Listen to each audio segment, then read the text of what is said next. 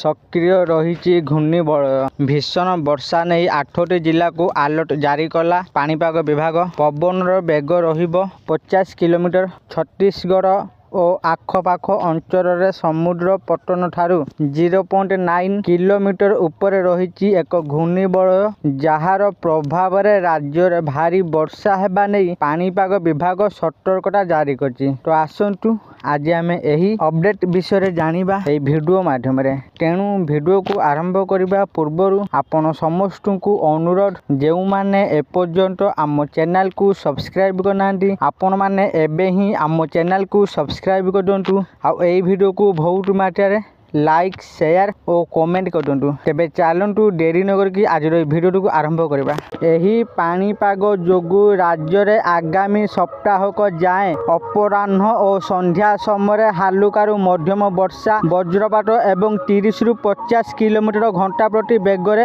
पवन झड़ हेबा नहीं आंचलिक पाणीपाग विभाग पक्षरु कहा जायछि।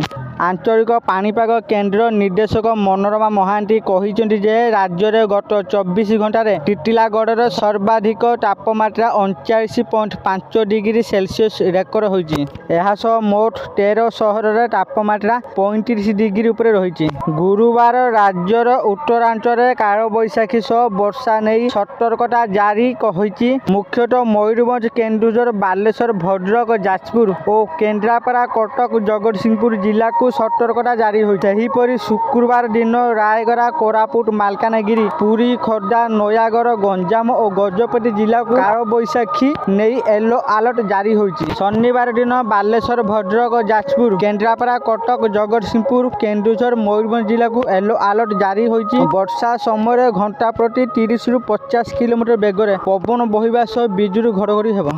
आशा करूछि आपण मानकु आजिर ए भिडियोटी निश्चित भाव में भल लागिथिबो आ आपण माने वीडियो देखि सब किछि बुझी जाय। जदि आपण मानकु ए भिडियोटी भल लागिथाय दया करी ए वीडियो को बहुत मात्रा रे लाइक शेयर और कमेंट कर दिंतु। आ जे माने ए पर्यंत आम चैनल को सब्सक्राइब करनांती आपण मानकु अनुरोध आपण माने एबे ही आम चैनल को सब्सक्राइब कर दिंतु। आज पई एतिकी फोन देखाबो आउ एक नुआ वीडियो रे। सेते पर्यंत मु दीपू आपण मानक विदा नउची रहुची। धन्यवाद।